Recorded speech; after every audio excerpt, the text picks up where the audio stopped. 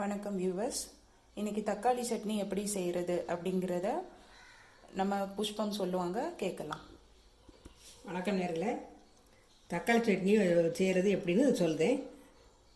First கொஞ்சம் ஒரு 3 தக்காளி, அப்புறம் 3 பூண்டு, 1 மிளகாய், 4 வெங்காயம், கொஞ்சம் கருவேப்பிலை, 3 வத்தல், மல்லிச்செடி, கொஞ்சம் தேங்காய், காயம், உப்பு, தாளிக்கிறதுக்கு கடுகு, எண்ணெய், தேங்காய் எண்ணெய் வைக்கிறேன்.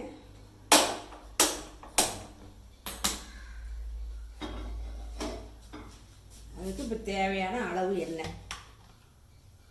இப்போ பற்ற வச்சு சட்டியை வச்சுருக்கேன். சட்டி கொஞ்சம் சூடாகட்டும். சூடாகின அப்புறம் கொஞ்சம் எண்ணெயை ஊற்றுதேன். கொஞ்சம் வெயிட் பண்ணுங்கள். எண்ணெய் ஊற்றுதேன்.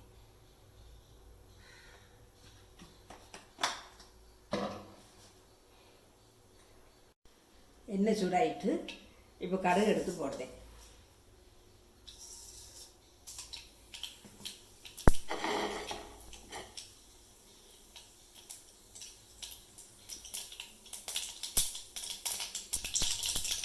அப்புறம் வத்தல்,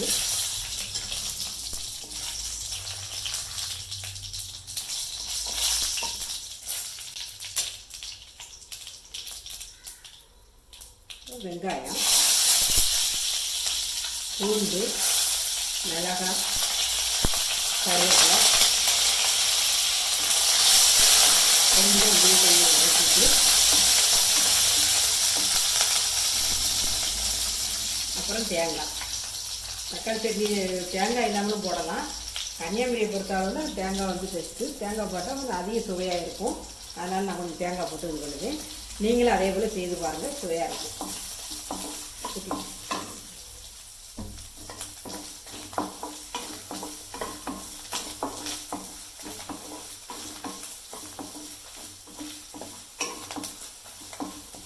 தக்காளி போடுவேன்.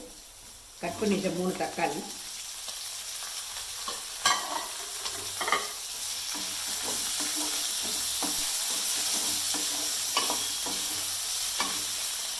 தேவையான அளவு உப்பு,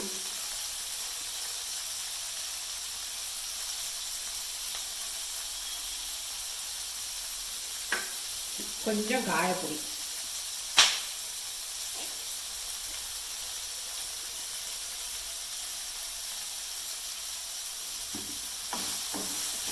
இது நல்லா வதங்கணும்.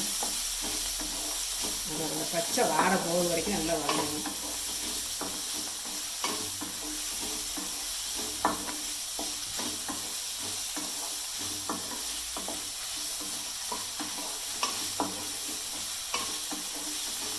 இல்லை சின்ன வெங்காயம் தான் யூஸ் பண்ணலாமா அல்லது பெரிய வெங்காயம் யூஸ் பண்ணிக்கலாமா? சின்ன வெங்காயம் போடுறது வந்து சுவை அதிகமாக இருக்கும்.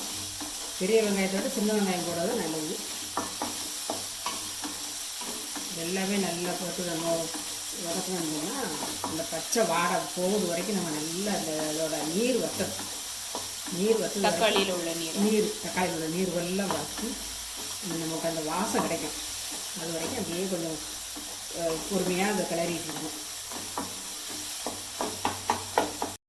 லைட்டாக 2 நிமிஷம் மூடி வச்சுட்டு அப்புறம் திறந்து எடுக்கணும்.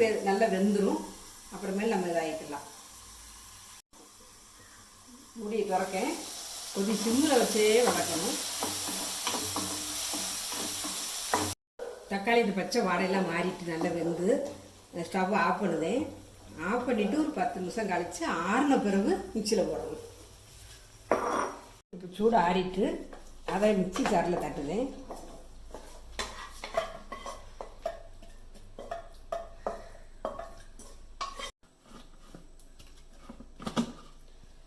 நல்லா மூடி கொஞ்சம் தண்ணி விட்டு ஒன்று போல் கொஞ்சமாக தண்ணி விட்டு அரைக்கணும். தக்காளி சட்னி ரெடி ஆகிட்டு இப்போ ஒரு பாத்திரத்தில் போட்டு வச்சுக்கணும். சுவையான தக்காளி சட்னி ரெடி. இப்போ நாங்கள் இட்லிக்கு வச்சு சாப்பிட போகிறோம். இட்லி, சப்பாத்தி, தோசை, அப்புறம் சாம்பார் சாதம், இதுக்கெல்லாம் வச்சு சாப்பிடலாம். சுவையாக இருக்கும். நீங்களும் ட்ரை பண்ணி பார்த்துட்டு எங்களுக்கு சொல்லுங்கள். பாய்.